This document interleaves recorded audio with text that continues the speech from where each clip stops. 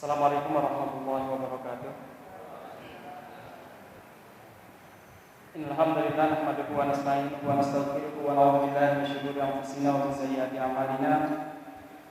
May yahdihillahu fa huwal muhtadi wa may yudlil fala hadiya lahu. Asyhadu an la ilaha illallah wa asyhadu anna Muhammadan abduhu wa rasuluh. Allahumma shalli wa sallim ala nabiyyina Muhammadin wa ala alihi wa ashabihi wa man walah. Rabbi ishrah li sadri wa yassir li amri wahlul 'uqdatam min lisani yafqahu qawli. Allahumma anfa'na bima 'allamtana wa 'allimna ma yanfa'una wa zidna ilman wa ba'd. Para ikhwan wal akhwat, bapak-bapak, ibu-ibu yang dimuliakan rahmat Allah Subhanahu wa taala.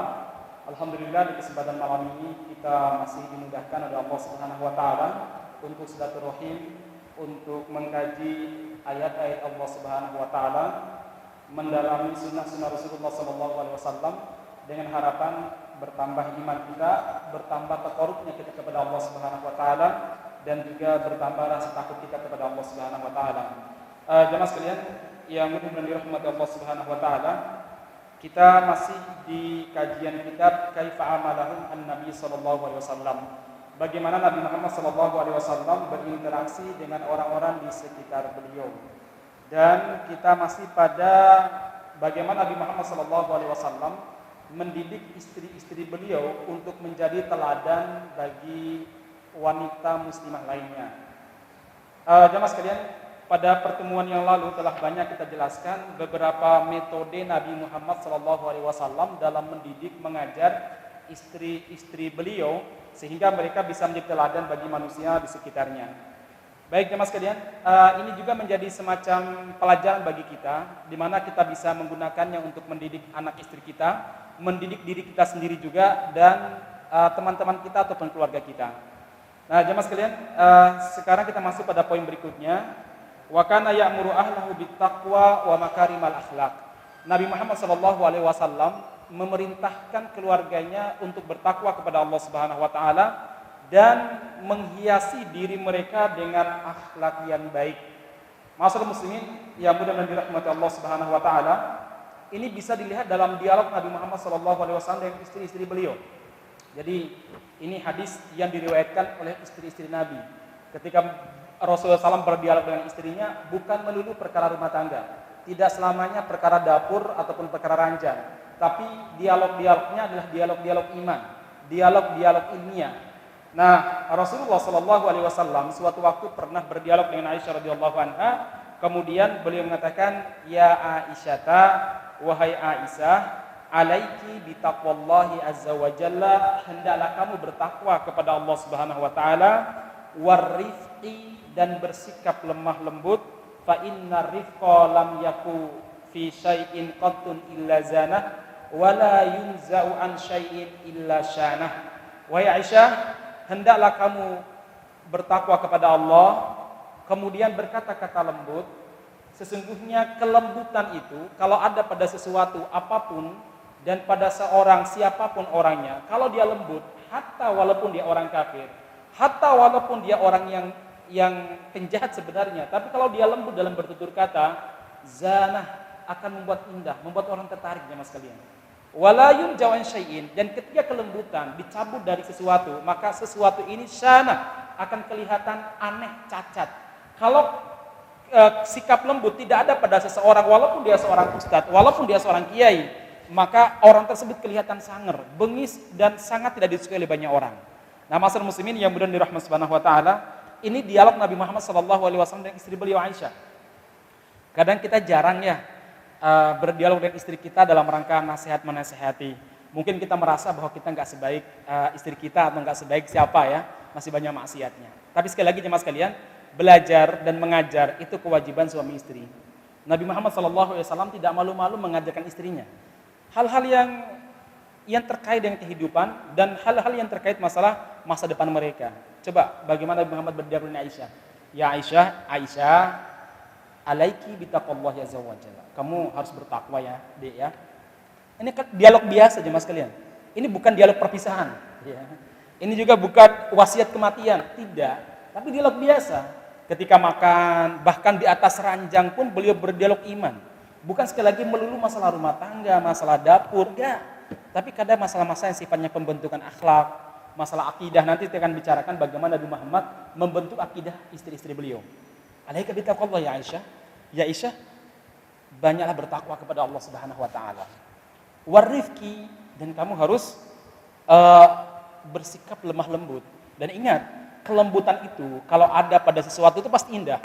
Walaupun dia preman, ketika dia lembut, ketika dia sopan, itu membuat orang terperangah.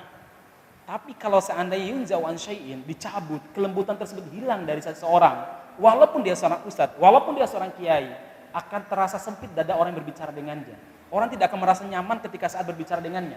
Maka Allah Subhanahu wa taala dalam sebuah ayat menceritakan bagaimana karakter Nabi yang memang Allah Subhanahu wa taala beri kelebihan apa? Kelembutan yang luar biasa. Apa kata Nabi Muhammad sallallahu alaihi wasallam? Apa kata Allah Subhanahu wa taala? Walau kunta faddan ghalidhal qalbi lam faddu min hawlik. Muhammad, andaikan kamu itu orangnya kasar, hatinya keras, kata-katanya kasar, sikapnya kasar, lam faddu min hawlik, niscaya orang-orang akan berlarian dari kamu. Mereka tidak akan mau mengikuti kamu. Justru jamaah sekalian, kelebihan Nabi Muhammad SAW adalah apa? Pada sikap lembutnya beliau, pada sikap kasih sayangnya beliau. Pernah suatu waktu jamaah sekalian, salah seorang sahabat namanya Tufail ad-Dausi. Tufail ini termasuk tokoh masyarakat Arab, tokoh masyarakat Bani Daus. Dia tinggal di luar Makkah. Suatu waktu beliau berkunjung ke Makkah, saat itu Nabi Muhammad sedang rame-rame diperbincangkan, karena beliau sudah mulai dakwah terang-terangan. Akhirnya para tokoh musyrikin ini menjemput Tufail ad-Dausi.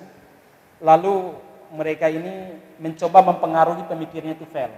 Apa kata mereka? Ya Tufail, inna bimakkata larujulun samihi Muhammad. Di Makkah ini ada seseorang yang kami panggil Muhammad namanya. Dia telah memecah belah kesatuan kami, membuat seorang istri berpisah dengan suaminya, seorang anak berpisah dengan orang tuanya, seseorang berpisah dengan sukunya. Kondisi kami kacau balau gara-gara Muhammad. Dan kami tidak berharap terjadi di Bani Daus. Maka saran kami, Tufail, di Makkah ini cukup kamu melakukan apa yang kamu butuhkan. Kalau kamu memang tawaf saja, jangan berbicara dengan siapapun. Kami khawatir kamu akan berbicara dengan Muhammad. Sumbat telinga kamu dengan kapas, Tufail. Akhirnya Tufail ketakutan juga. Lalu beliau ini menyumbat telinganya dengan kapas. Kemudian tawaf. Habis tawaf, saya sering ingatkan ya, kalau tawaf itu sudah ada sebelum Nabi Muhammad diangkat sebagai Rasul. Karena itu merupakan sisa-sisa ajaran Nabi Ibrahim alaihissalam yang masih dilaksanakan oleh orang-orang musyrik pada saat itu. Habis tawaf, dia istirahat di dekat Ka'bah. Begitu dia istirahat, dia melihat sosok yang luar biasa. Sosok ini kalau boleh saya bahasakan cukup menarik, good looking kalau bahasa sekarang mungkin ya. Menarik sekali orang ini. Beliau pun memperhatikan, loh, kok ibadahnya aneh, tidak sebagaimana umumnya orang-orang Arab saat di situ. Dia sholat, ruku, sujud dengan sempurna, dengan sungguh sangat indah gerakannya. Dia pun tertarik. Lantas dia berpikir, ada Muhammad, kayaknya indah yang namanya Muhammad itu. Lalu Nabi Muhammad pun pulang selesai sholat. Kemudian Tufail membuntuti beliau dari belakang. Kalau Nabi Muhammad berhenti, dia pura-pura perbaiki sandal atau pura-pura ngambil apa ya. Biar gak ketahuan oleh Nabi Muhammad SAW. Sampai Nabi Muhammad masuk ke rumah, dia pun duduk di dekat rumah Nabi Muhammad. Nabi Muhammad mengerti, ini kayaknya ada orang yang ingin mendengarkan sesuatu dari saya. Nabi Muhammad SAW pun membacakan Al-Quran dengan suara yang keras dan sangat merdu sekali. Awalnya sayup-sayup karena beliau nyumbat telinganya pakai kapas. Tapi lama-kelamaan sungguh sangat indah dan keindahan tersebut merasuk dengan sendirinya dalam jiwanya Tufail. Tufail pun membuka kapasnya, kemudian mendengarkan lantunan ayat suci yang dibacakan oleh Nabi Muhammad SAW dengan suara yang sangat indah, tajwid tahsinnya maklum Nabi Muhammad SAW. Jamaah sekalian, dia pun tanpa sadar melangkah ke dalam rumah Nabi Muhammad, kemudian mengetuk pintu Nabi Muhammad, seakan-akan ada yang membimbing beliau dan masuk. Nabi Muhammad melihat wajah Tufail ini akan masuk Islam. Nabi Muhammad pun menyambut dengan baik. Kemudian Tufail bertanya tentang beberapa hal terkait Islam. Lalu Nabi Muhammad SAW menjelaskan tentang Islam tersebut. Tertarik, syahadat. Singkat cerita jamaah sekalian, beliau ini diperintahkan oleh Nabi Muhammad untuk kembali ke kaumnya berdakwah. dakwah berkali-kali, nggak ada sambutan. Dia balik ke Makkah. Dia bilang sama Rasul, ya Rasulullah, inna dausan qad asad, fad'ullaha alaihim. Ya Rasulullah, Bani Daus, sukuku telah berbuat maksiat. Mintalah kepada Allah untuk menghancurkan mereka ya Allah, ya Rasul, sekeping-kepingnya. Apa kata Nabi? Baik, saya doakan, kamu aminin dia. Baik, apa doa Nabi? Allahumma hdi dausan wa'tihim bihi wa'tihim bi. Ya Allah, berilah petunjuk kepada Bani Daus. Jadi Tufel meminta doa dihancurkan, Rasul mendoakan kebaikan. Allahumma hdi dausan wa'ti bihim. Ya Allah, berikanlah petunjuk kepada Bani Daus dan datangkanlah mereka kepadaku ya Allah. Amin, kata Tufel. Dia mau tidak mau harus mengamininnya dengan ikhlas. Dan ma'asyiral muslimin, setelah beberapa waktu Bani Daus masuk Islam 100%. Jadi kelembutan dalam berdakwah itu penting, ma'asyiral muslimin. Walaupun mungkin ketika kita berdialog dengan seseorang, dia membantah dengan keras, dengan kasar, yakinlah saat kita berbicara dengan baik, sopan santun, itu ketika dia nanti jauh dari kita, dia punya masalah, dia akan berpikir kok, temanku yang lembut ini, dia akan nelpon, dia akan curhat. Kan banyak kejadian seperti itu. Orang-orang yang justru kita percaya adalah orang-orang yang lembut, diam, gak banyak bicara. Kita malah justru bisa terbuka berbicara dengan dia, menceritakan permasalahan yang kita hadapi, kemudian meminta support dari dia. Justru orang-orang yang lembut, sopan, ma'asyiral muslimin. Dan itulah yang dilakukan oleh Nabi Muhammad SAW. Walaupun orang-orang musyrik di Makkah begitu kasar menghadapi dakwah beliau, Nabi Muhammad SAW tidak pernah kehabisan kelembutannya, nggak pernah. Itu yang membuat orang-orang musyrik di kemudian hari, walaupun beberapa tahun setelah Nabi Muhammad meninggalkan kota Makkah, itu berpikir, mereka yang diberi kecerdasan itu berpikir, selama ini kami memerangi Muhammad, Muhammad itu masih baik sama kami. Ibu-ibu, bapak-bapak, kalau membaca sejarah Nabi Muhammad ini kita takjub sekali. Pernah jemaah sekalian, Nabi Muhammad SAW, sehingga beliau punya seorang sahabat masuk Islam namanya Umamah bin Uthal. Dia ini tokoh masyarakat di perkampungan dekat Taif. Jadi dia ini dan sukunya itu pemasok utama bahan pokok makanan ke kota Makkah. Setelah dia masuk Islam, ini cerita yang panjang sebenarnya. Setelah dia masuk Islam, dia kemudian tawaf di Ka'bah. Ini Nabi Muhammad sudah pindah ke Madinah. Dia pergi ke Ka'bah, dia tawaf dengan talbiyah yang diajarkan oleh Nabi Muhammad SAW. Dia dipukuli. Akhirnya apa kata dia? Demi Allah, saya bersumpah di depan Baitullah, di depan rumah Allah Subhanahu wa taala, saya akan menghentikan pengiriman bahan pokok makanan kepada kalian. Akhirnya apa jemaah sekalian? Orang-orang Makkah, orang-orang Quraisy Makkah musyrik itu mengalami krisis bahan makanan pokok. Kelaparan di mana-mana. Ini mereka habis memerangi Nabi Muhammad pada perang Badar, perang Uhud loh. Mereka habis melukai Nabi Muhammad SAW pada perang Uhud dan membunuh beberapa sahabat Nabi Muhammad, puluhan sahabat Nabi Muhammad terbunuh pada perang Uhud. Akhirnya dengan malu-malu mereka mengirim surat kepada Nabi Muhammad. Ya Muhammad, ajaranmu katanya memerintahkan untuk menyambung silaturahim. Ya Muhammad, kamu katanya harus berbagi kepada orang-orang yang kesusahan. Muhammad, sesungguhnya Umamah bin Uthal yang telah masuk Islam, dia ini telah memotong jalur makanan kepada kami. Tolong kirimi dia surat untuk apa? Tidak lagi memblokir jalur pengiriman makanan kepada kami. Tidak lagi memboikot kami. Nabi Muhammad tuh kalau kita mungkin dan mati. Ya. Tapi enggak jemaah sekalian. Beliau tulis surat. Tentu lewat sekretarisnya karena beliau nggak bisa nulis. Meminta kepada Umamah bin Uthal untuk membuka pemboikotan kepada orang-orang musyrik Makkah. Padahal kalau kita baca sejarah, pernah orang-orang musyrik Makkah itu memboikot Nabi berapa tahun? 3 tahun jemaah sekalian. Tahun 789 kenabian diboikot Sampai para sahabat kelaparan luar biasa, dan dalam sebagian sejarah yang kita baca, sampai para sahabat terpaksa minum dari air kencingnya. 3 tahun diboikot. Mereka terpaksa makan daun-daunan yang kering, sampai kotoran mereka itu seperti kotoran kambing. Itu ketika Nabi Muhammad dakwah di Makkah. Tapi ketika mereka baru saja diblokir beberapa bulan oleh Umamah bin Utsal, mereka ini kerepotan, kebingungan, kelaparan. Minta bantuan sama Nabi Muhammad. Nek kita loh jemaah sekalian, biar ngerasakan rasanya dia ada di boykot, ya. Tapi masyarakat muslimin, ini bagaimana akhlak Nabi Muhammad SAW. Kelembutan yang luar biasa. Baik jemaah sekalian, ini ya. Jadi poin yang ingin saya sampaikan adalah apa? Salah satunya apa? Kita biasakan dialog iman dengan istri kita atau dengan anak-anak kita. Kan kita tuh jarang ya. Saya pribadi sih ya, sosok kalau mau ngobrol itu cari suasana dulu ya. Entah mungkin habis pengajian baru ngobrol masalah tadi materi yang disampaikan oleh Ustadz tadi. Atau saya ajak istri ikut pengajian, kemudian pulang dari pengajian saya tanya, gimana materi tadi Umi misalkan. Kita kan jarang ya membuat merekayasa kondisi supaya ada dialog keimanan antara kita dengan keluarga kita. Ngobrol aja, ngobrol masalah iman. Jadi yang dokter bukan sekedar masalah penyakit ya, dokter Boim ya. Bukan masalah rumah sakit, tapi masalah iman, dialog iman. Ini juga dengan anak-anak kita.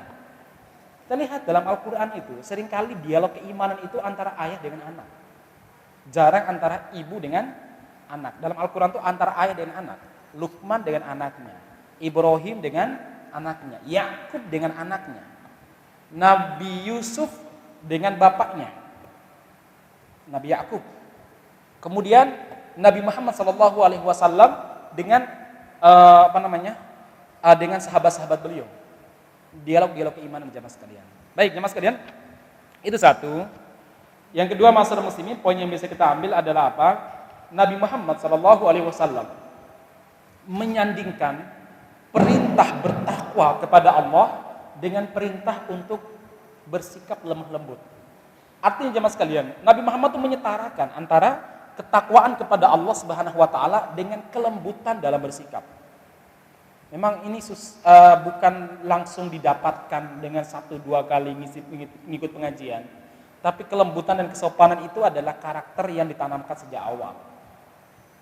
Makanya kita lihat ada orang-orang desa yang tidak pernah ikut pengajian sirah sebagaimana kita, tapi karakternya lembut. Kenapa? Karena itu tanaman dari keluarga ya mas. Ini penanaman. Karakter itu bukan sekedar dipelajari, tapi apa? Ditanamkan dan dibiasakan, dihabitkan, dijadikan sebagai sebuah habit. Itu karakter ma'asyiral muslimin. Baik, kemudian yang berikutnya, bagaimana Nabi Muhammad SAW mendidik istri beliau. Wa kana yurabbihinna 'ala rifqi wal hilmi wal anat. Nabi Muhammad SAW mendidik istri beliau untuk bersikap lembut, rifq, hilm, sopan, wal anat. Anat itu teliti, tidak mudah memvonis, tidak tergesa-gesa.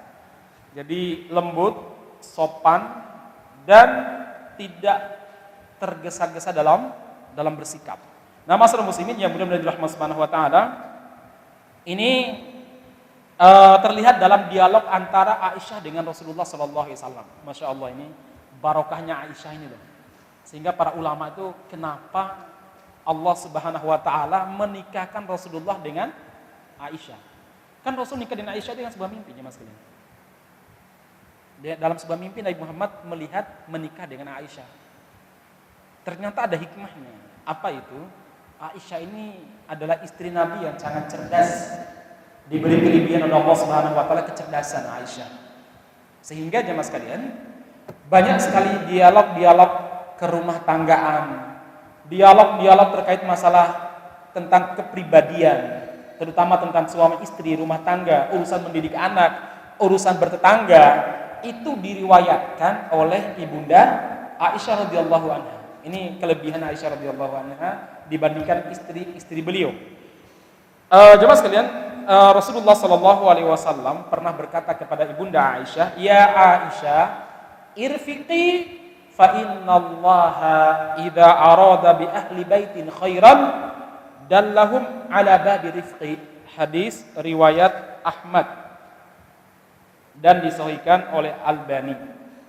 Ya Aisyah, irfiki, bersikap lembutlah. Sesungguhnya Allah Subhanahu wa taala kalau menghendaki kebaikan pada satu keluarga, maka Allah Subhanahu wa taala akan membukakan atau menunjukkan pintu-pintu kelembutan pada mereka. Jadi kalau seorang suami sudah lembut ketika bergaul dengan istrinya, itu salah satu pertanda keluarga tersebut akan menjadi keluarga yang samawa, sakinah, mawaddah warahmah. Ketika dipanggil oleh suaminya, walaupun dia dalam kondisi capek, dia masih bisa menjawab dengan kalimat-kalimat yang lembut, kata-kata yang sopan. Itu pertanda keluarga tersebut dikehendaki baik oleh Allah Subhanahu wa taala. Tapi kalau disertai dengan kekerasan, suara yang meninggi, kata kasar, ataupun dengan ejekan kata-kata yang tidak layak diucapkan, ini keluarga ini bermasalah, perlu diperbaiki. Bukan berarti perlu berpisah, perlu diperbaiki ya mas kalian. Nah, ma'asyiral muslimin, ini diantara poin yang kita sampaikan di sini. Ini berikutnya, wa kana yurabbihinna ala husnil qawli. Oh ya, sebentar. Ada hadis lain ya. Dalam sebuah riwayat, Rasulullah sallallahu alaihi wasallam pernah mengatakan begini. Husnus santi, berpenampilan menawan, berpenampilan baik. Kalau bahasa kita apa? Good looking, ya. Wattu addatu, tidak tergesa-gesa, sama dengan al-anat, tidak mudah memvonis, tidak mudah menyimpulkan, penuh pertimbangan dalam berbuat. Kemudian yang ketiga, wal iqtisad. Iqtisad itu pertengahan, artinya tidak terlalu boros, tidak juga terlalu kikir. Ini iqtisad.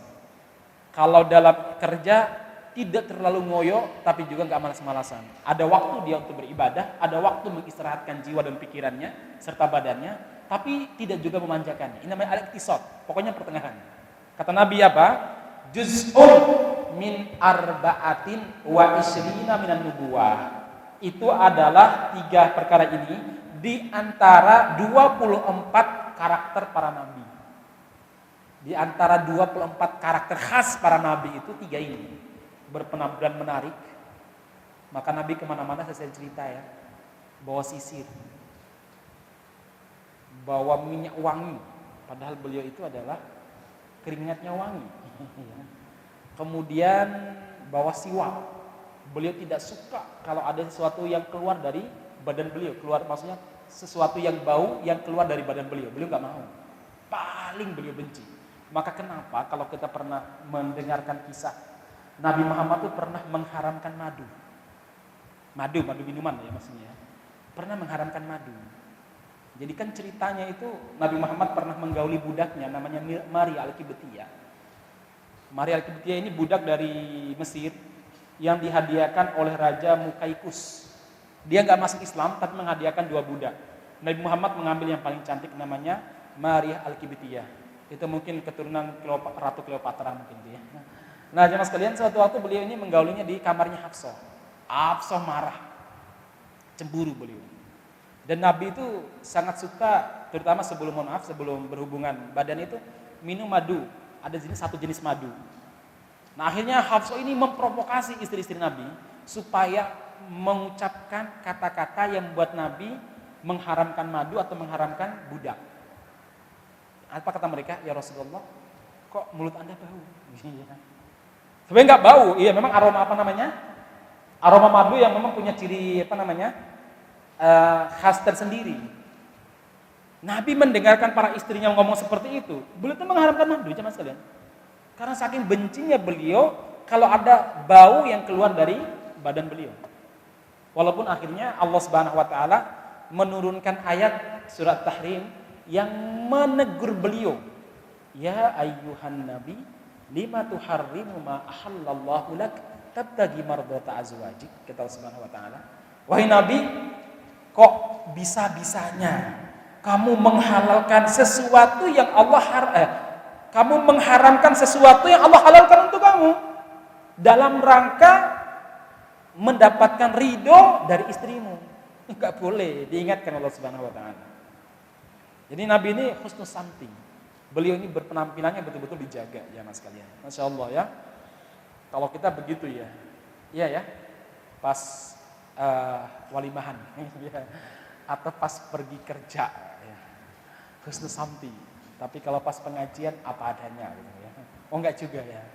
Baiknya mas kalian, yang kedua tadi atu yaitu apa? Tidak tergesa-gesa dalam berkesimpulan. Nabi itu enggak suka banget kalau tergesa-gesa dalam berkesimpulan. Beliau akan mendengarkan semua cerita baru boleh berkesimpulan. Nabi nggak suka satu informasi kemudian beliau menyimpulkan sebuah masalah, apalagi masalah tersebut masalah yang sangat berat sekali jemaah sekalian. Baiknya mas sekalian, berikutnya wa kana yurabbihunna ala husnil qawli wa yanhahunna 'anil fahsyi fil kalami hatta ma'a ghairil muslimin. Poin berikutnya Nabi Muhammad mendidik istrinya dengan cara apa? Nabi Muhammad SAW sering mengingatkan istrinya untuk berkata-kata baik. Berkata-kata baik. Terus Nabi melarang mereka berkata-kata kotor, kasar, jijik, ya sejenisnya lah. Kata-kata kotor, jijik, gilani. Walaupun kepada non-muslim. Apalagi kepada sesama muslim. Nabi gak suka kata-kata yang jorok, kata-kata kotor pun kasar. Semarah-marahnya beliau jemaah sekalian, beliau tetap menyampaikan kemarahan tersebut dalam kata-kata yang sopan, kata-kata yang baik. Nabi Muhammad SAW gak pernah marah dengan melaknat, mengumpat, ataupun dengan mencela. Bahkan beliau mengatakan laisal bil mu'min at-ta'an wal la'an wal mannan wa qaulul badi. Bukan seorang muslim yang ta'an, suka mengumpat, la'an, suka melaknat.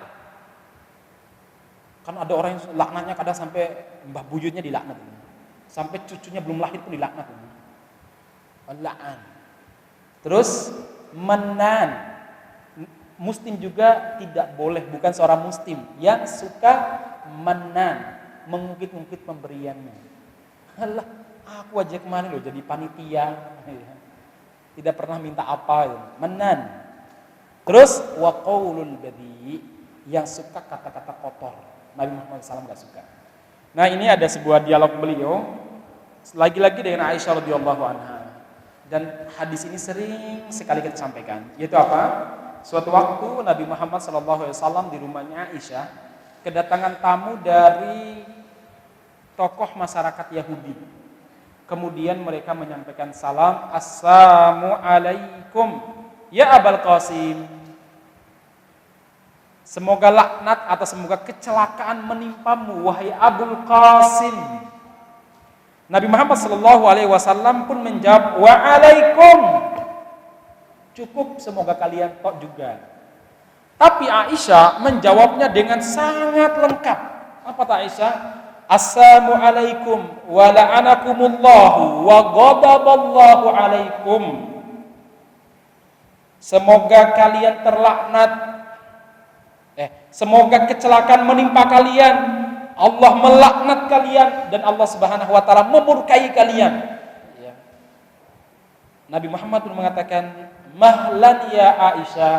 Aisyah, ojo ngono kalau bahasa kita sekarang. Jangan begitu ya Aisyah. Alaika birrifqi. Sopan ya Aisyah, lembut ya Aisyah. Kata-kata yang benar ya Aisyah. Wa iyyaka wal anafi wat tafahhushi. Wat wal fahsya. Ya Aisyah, jauhilah kata-kata kasar dan kata-kata jorok, bukan jorok apa? Ya fahsy itu ya. Kata-kata jorok. Ya Aisyah, jangan suka mengucapkan kata-kata kasar dan kata-kata yang jorok. Lalu Aisyah membela diri, awalam tasma' ma qalu? Ya Rasulullah, tidakkah Anda mendengar apa yang mereka ucapkan kepada Anda ya Rasulullah? Yaitu berupa doa yang sangat buruk tadi. Rasulullah SAW mengatakan, awalam tasma'i ma qultu? Apakah kamu tidak mendengar jawaban dariku tadi saat mereka mengucapkan assalamualaikum? Saya jawab waalaikum. Kemudian Rasulullah SAW melanjutkan, raddatu alaihim, saya telah membalas ataupun menjawab ucapan mereka, fayustajabu li fihim, Allah Subhanahu wa taala akan memakbulkan ataupun mengistijabahi doaku untuk mereka, dan Allah Subhanahu wa taala tidak akan mengabulkan doa mereka untuk kecelakaanku. Jadi kamu gak usah khawatir ya Aisyah. Jemaah sekalian, ini dialog antara Rasulullah SAW dengan Aisyah radhiyallahu an langsung saat kejadian. Jadi ini pelajaran yang Allah Subhanahu wa taala lewatkan Nabi Muhammad SAW. Dan memang Nabi Muhammad tuh nggak punya madrasah, nggak punya sekolah khusus. Tapi murid-murid Nabi Muhammad SAW itu menjadi orang-orang sukses. Dari preman pasar Bani Uqas itu bisa menjadi panglima, bahkan bisa menjadi khalifah. Dari pemuda parlente yang sukanya bergaya dan sukanya sukanya itu menggoda perempuan yang lewat, menjadi seorang pemuda yang brilian dan dai serta duta pertama Rasulullah untuk membuka dakwah di Madinah, Mus'ab bin Umair yang sekalian. Dalam riwayat lain, Rasulullah SAW mengatakan, "Mah ya Aisyah, ya Aisyah, moh kalau mah itu moh ini. Mah ya Aisyah, moh ya Aisyah. Oh jangan ya Aisyah, jangan begitu ya Aisyah. Fa innallaha la yuhibbul fahsya wat tafahhusha." Allah Subhanahu wa taala tidak suka kekejian. Kata-kata keji, wat tafahhush, dan berbuat kekejian. Allah Subhanahu wa taala enggak suka ya Aisyah. Masalah muslimin yang benar-benar dirahmati Subhanahu wa taala, ini bagaimana Nabi Muhammad SAW menanamkan akhlak kepada istri-istri beliau. Ini dari si akhlak, agar mereka bisa menjadi tauladan bagi manusia-manusia di sekitar mereka. Ternyata bukan masalah akhlak saja. Poin berikutnya adalah apa? Wa kana Nabi sallallahu alaihi wasallam yu'allimu zaujatihi umurul aqidah wa yurabbihinna 'alal khaufi minallahi ta'ala. Rasulullah sallallahu alaihi wasallam mentarbiyah istrinya dalam perkara-perkara akidah serta menanamkan kepada istrinya rasa takut kepada Allah Subhanahu wa taala ketika mereka menghadapi berbagai macam masalah. Sebagai contoh jemaah sekalian, Aisyah radhiyallahu anha bercerita. Lagi-lagi Aisyah, Masya Allah, ini barokahnya Aisyah radhiyallahu anha. Makanya kenapa orang-orang Syiah itu mentargetkan ibunda Aisyah untuk dibunuh karakternya. Karena ketika Aisyah dibunuh karakternya, ribuan hadis hilang. Ribuan hadis hilang. Karena dalam pandangan mereka Aisyah itu pezina, Aisyah itu murtad, Aisyah itu musyrikah. Ini orang-orang Syiah jahatnya luar biasa. Kenapa mereka membunuh karakter Aisyah? Tadi nanti ribuan hadis hilang. Masa riwayat dari orang murtadah? Masa meriwayatkan hadis dari orang musyrikah? Sama jemaah sekalian, kenapa mereka menyerang Abu Hurairah? Jadi orang-orang Syiah itu menyerang beberapa sahabat yang paling diserang. Satu, Umar di posisi yang paling pertama. Yang kedua adalah Abu Bakar. Yang ketiga adalah Utsman. Siapa ketiganya ini? Mertua dan menantu Nabi. Siapa ketiga ini? Khulafaur Rasyidin, khalifah. Siapa ketiga ini? Penjaga Islam di awal setelah ditinggal oleh Rasulullah SAW. Lalu siapa lagi? Putrinya Abu Bakar, Aisyah, dan putrinya Umar, Hafsah. Kenapa keduanya? Karena keduanya ini putri dari dua sahabat agung. Yang kedua, karena kedua ini banyak meriwayatkan hadis. Jadi kalau sahabat-sahabat agung ini sudah dibunuh karakternya, hadis Bukhari, Muslim, Abu Dawud, Tirmidzi, An-Nasa'i, Darimi dan semuanya itu bisa ditolak, jemaah sekalian. Itu bisa ditolak semua itu. Karena perawi-perawinya ini atau yang terlibat dalam mengangkat Abu Bakar, Umar maupun Utsman. Ini betul-betul jahatnya orang-orang Syiah itu begitu. Di situ cara mereka lembut, cara menghancurkan Islam itu. Jadi dibunuh dulu, diamputasi dulu.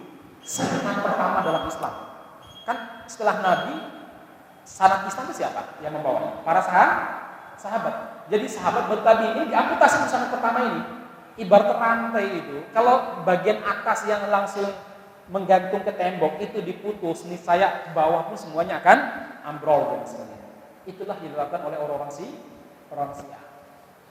Baik masyarakat muslimin yang berada Subhanahu wa taala, bagaimana Nabi Muhammad SAW mengajarkan akidah kepada istri-istri beliau? Banyak ya dalam dalam beberapa riwayat. Satu, Rasulullah SAW, jamaah sekalian, mendengarkan cerita istri-istri beliau, terutama Ummu Salamah dan Ummu Habibah. Ummu Salamah ini dan Ummu Habibah itu pernah hijrah ke negeri Habasyah. Kan sebelum hijrah ke Madinah ada hijrah ke Habasyah ya. Ummu Habibah itu suaminya meninggal, ada yang mengatakan murtad di Habasyah. Siapa namanya suaminya itu? Saya lupa namanya. Murtad pokoknya di Habasyah. Kemudian apa? Rasulullah SAW menikahi dari jarak jauh. Jadi nikah daring itu pernah dilaksanakan oleh Nabi. Nah, beliau diwakili oleh Raja Najasyi. Karena Najasyi masuk Islam. Nah, cuma beliau tidak bisa memaksa rakyatnya dan memaksa para penjabatnya. Dinikahi oleh Rasulullah SAW, diwakili oleh siapa? Najasyi. Jadi boleh nikah perwakilan ya. Aku menikahi kamu sebagai wakil dari si fulan. Maharnya sekian yang akan diberikan si fulan ya. Terus bagaimana? Ya sudah, nggak boleh setelah itu bertatap mata atau bersalaman, apalagi berduaan dengan laki-laki tersebut. Kan dia sebagai wakil dalam ucapan akad, bukan dalam yang lain. Bukan dalam yang lain ya Mas kalian. Nah, Mas kalian, ini Ummu Habibah, Romlah binti Abu Sofyan, yaitu siapa? Putrinya Abu Sofyan. Yang dulu posisinya Abu Sofyan adalah apa? Jenderalnya orang musyrik. Unik ya, istri Nabi itu putri dari jenderal orang musyrik. Putri musuh ya. Terus ya Mas kalian, siapa? Ummu Salamah. Nah, Ummu Salamah sama pernah hijrah pertama ke Habasyah bersama dengan suaminya Abu Salamah. Abu Salamah ini sempat hijrah menyusul Nabi ke Madinah bersama istrinya nyusul kemudian suaminya meninggal di Madinah dan beliau dinikahi oleh siapa? Rasulullah SAW. Nah, mereka ini berdua cerita, istilahnya nostalgia lah, masa-masa ketika Habasyah. Cerita tentang beberapa kanisah, yaitu gereja. Yang di situ banyak sekali patung-patung. Ada gereja namanya Maria, ada gereja macam-macam. Kemudian jemaah sekalian, di situ ada gambar tokohnya, ada patungnya. Kemudian Rasulullah SAW mendengarkan, istri-istri Nabi juga ngumpul bareng, ya lagi ngerumpi ya. Nah, kemudian Rasulullah SAW begini, ulaikal ladzi idza mata minhum ar-rajulu sholihu. Mereka itu kalau ditinggal mati oleh tokoh agama mereka, banu ala qabri masjidan, lalu mereka membangun di atas kuburan orang-orang soleh itu masjid, atau orang soleh dikuburkan di masjid. Mirip-mirip lah Indonesia. Turki juga demikian. Maka di Istanbul itu susah sekali cari masjid yang tidak ada kuburannya. Tsumma sawwaru fihi tilka surata. Jadi orang soleh dibuatkan kuburannya dibangun masjid sebagai prasasti untuk mengingatnya. Atau orang soleh dikuburkan di masjid. Lalu apa? Di masjid tersebut dibuatkanlah namanya apa? Gambar mereka. Awalnya gambar. Lama-kelamaan jadi patung. Kenapa? Gambar kurang marem ya. Dibuatkanlah patung. Ulaika syirarul khalqi indallah. Orang-orang yang menguburkan orang solehnya di masjid atau menguburkan mereka di kuburan lalu membangun masjid, kemudian di atas kuburan lalu membuat gambar dan patung orang-orang soleh ini, syirarul khalqi adalah orang yang makhluk Allah yang paling buruk di mata Allah Subhanahu wa taala. Hati-hati jemaah sekalian. Ya. Dengan kuburan di masjid atau masjid di atasnya ada kuburan. Di Solo ada enggak? Ada. Kecuali kalau mungkin kita perlu antisipasi, sudah terlanjur gimana lagi? Kalau udah terlanjur ya sebenarnya sih idealnya dilihat kalau masjid duluan, maksudnya enggak ada pembatasnya mungkin kuburan di dalam. Kalau masjid duluan berarti kuburannya dibongkar. Kalau masjid duluan. Tapi kalau kuburan duluan, masjidnya dibongkar. Karena para ulama berbeda pendapat dalam keabsahan sholat di masjid yang ada kuburannya. Nah, kecuali kalau mungkin sudah terpisah atau bisa dipisahkan dengan tembok kah atau dipisah dengan pagar, ini nggak masalah. Kalau nggak bisa sama sekali, Ustaz, ya udah, mudah-mudahan tembok tebalnya itu bisa memisahkan. Contohnya di Solo ini ada ya, di Masjid Lawean itu ada, masjid tua itu, masjid zaman kerajaan. Masjid apa namanya? Lawean itu masjid yang tinggi tuh, dekat sungai itu. Bisa pernah ngisi di situ. Saya lihat pintu jendelanya ditutup rapat, udah nggak bisa dibuka. Saya tanya ada apa? Di depan ada masjid, Ustaz. Ada masjid? Iya. Ya kemarin kita sudah nanya Ustaz Mu'in, ini gimana udah terlanjur begini? Akhirnya Ustaz Mu'in beristihad, ya sudah untuk keluar dari perbedaan pendapat, ya daripada dibongkar masjidnya dan orang-orang pun nggak setuju kalau kuburan dibongkar, gimana? Sudah ditutup aja total, jadi nggak boleh dibuka. Mudah-mudahan tembok tersebut cukup menjadi penghalang, walaupun ada ikhtilaf di kalangan itu jemaah sekalian. Yang kedua itu di mana? Sana ya, dekat alun-alun ya. Yang ketiga itu, ini agak susah kalau ini ya, karena ini di doa-doain, ini di Pasar Kliwon. Ya. Ada 3 masjid, 1, 2, 3 sama saya. Di Pasar Kliwon itu yang ada kuburan memang sengaja, nanti zikir di kuburan. Ya. Saya pernah ikut lihat maksud saya ya, bukan ikut zikir. Ya. Baik, masyarakat muslimin, ini nggak dibenarkan. Jemaah sekalian yang mudah-mudahan dirahmati Allah Subhanahu wa taala, saya kira ini yang perlu kita sampaikan. Oh, ini terlewat satu hadis ya. Hadis yang ke ini. Lain waktu aja kita sampaikan jemaah sekalian. Ini salah satu cara Nabi berdialog dengan istrinya dalam masalah akidah. Ditanamkan tentang apa? Bahayanya syirik dan buruknya kesyirikan di mata Allah Subhanahu wa taala. Demikian, mudah-mudahan bermanfaat dan mudah-mudahan bisa memberikan pencerahan kepada kita semuanya. Ada yang mau bertanya? Enggak ada ya? Kalau nggak ada sedikit aja, saya selesaikan ini satu hadis daripada dilangkahi ya. Nggak apa-apa ya? Satu hadis saja. Aisyah radhiyallahu anha pernah cerita Nabi itu kalau ada mendung, angin kencang, itu wajahnya tuh bermuram-burja. Kayak orang ketakutan yang luar biasa. Keluar rumah, lihat ke atas, masuk lagi, keluar lagi, lihat ke atas, masuk lagi dengan muka yang penuh ketakutan. Sehingga istri-istri beliau bertanya kepada Rasulullah SAW, ya Rasulullah, kenapa kami melihat kalau ada mendung yang pekat, angin yang kencang, Anda menunjukkan takut dan tidak suka? Nabi Muhammad mengatakan, ya Aisyah, wahai Aisyah, ma yu'amminuni an yakuna fihi adabun. Ya Aisyah, saya khawatir jangan-jangan awan yang gelap dan angin yang kencang ini adalah adab yang Allah Subhanahu wa taala kirim kepada umatku. Dan aku khawatir mereka ditimpa adab. Qad uddiba qaumun birrih. Wahai Aisyah, bukankah ada satu kaum yang dihancurkan oleh Allah Subhanahu wa taala dengan tiupan angin yang sangat kencang? Wa qad ra'a qaumul adaba faqalu, orang yang diajab dengan angin kencang dan dengan awan yang gelap ini, ketika melihat awan gelap, mereka bergembira dan mengatakan, hada atirum mumtiruna.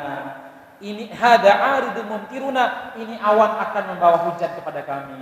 Padahal itu tidak. Ini adalah kisah kaum kaum Nabi Nuh, Hud, di mana mereka mengatakan dalam surah Al-Ahqaf, ya, apa kata mereka? Hada atirum aridun mumtiruna. Ketika mereka melihat awan yang gelap dan angin yang kencang, mereka menyangka itu adalah hujat untuk kebaikan mereka. Ternyata apa?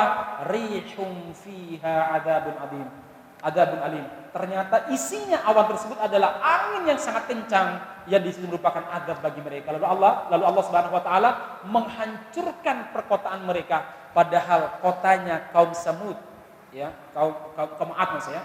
Kaum Ad itu kota yang dikenal dengan kota 1000 pilar.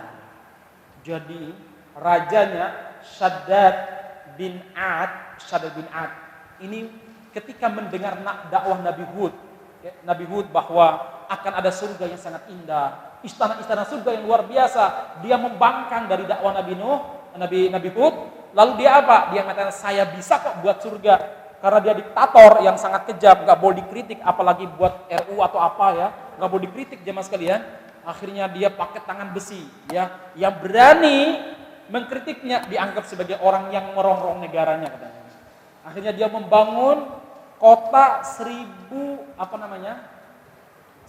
pilar. Itu ada dalam istilah orang-orang One Thousand Pilar sehingga saya, City of One Thousand Pilar, nanti cari itu ya. Itu negeri 1000 pilar, ya, itu negeri Arim. Ya. Nah, jemaah sekalian, dibangun kurang lebih 300.000 istana. Pilar-pilarnya dari bahan yang berlapis emas. Khusus untuk dia sendiri, dia bangun istana yang sangat tinggi, megah sekali, pilar-pilarnya penuh dengan emas. Jadi pilarnya aja emas, jemaah sekalian. Bukan emas-emas siapa, emas bener. Tapi dia ingkar kepada Allah Subhanahu wa taala. Apa yang terjadi? Aridu mumtiruna. Ini hadisnya ya. Yang tadi mereka menyangka bahwa itu akan menurunkan hujan yang akan memakmurkan negeri mereka. Negeri mereka ini ada di Yaman. Ini kurang lebih 3000 tahun sebelum Masehi. Lama banget ya. Jadi sekarang bekas-bekasnya hampir tidak ada. Yang ada kan paling bendungan Ma'rib itu ya, kaum Saba. Jadi ini lebih dulu daripada kaum Saba. Jemaah sekalian, dihancurkan oleh Allah Subhanahu wa taala sehancur-hancurnya. Tidak tersisa lagi dan tidak ada yang bisa masuk ke situ. Kenapa? Karena kemudian Allah Subhanahu wa taala menutup mereka dengan dengan pasir.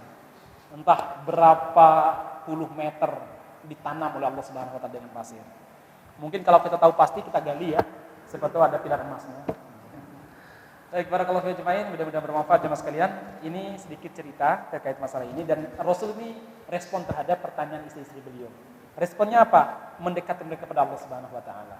Baik, mudah-mudahan kita bisa seperti Nabi ya, dalam mendidik anak-anak kita, mendidik istri kita, yang paling minimal mendidik diri kita sendiri. Demikian barakallahu fiikum jemaah, mohon maaf dalam kurang berkenan. Subhanakallahumma wa bihamdika asyhadu an la ilaha illa anta astaghfiruka wa atubu ilaik. Walhamdulillahirabbil alamin. Assalamualaikum warahmatullahi wabarakatuh.